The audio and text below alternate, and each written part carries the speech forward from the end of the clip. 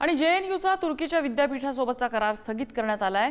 Inonu विद्यापीठासोबतचा सामंजस्य करार स्थगित केल्याची माहिती देण्यात आली आहे। तुर्कीने पाकिस्तानला पाठिंबा दिल्यामुळे JNUने हा मोठा निर्णय घेतलाय।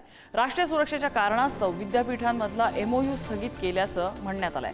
JNUच्या कुलगुरू शांतिश्री धुलीपुडी यांनी या प्रकरणी प्रतिक्रिया दिली आहे। JNU is totally subsidized by the Indian taxpayer. If the Indian taxpayer does not subsidize us, then where should our loyalty lie? To the Indian state.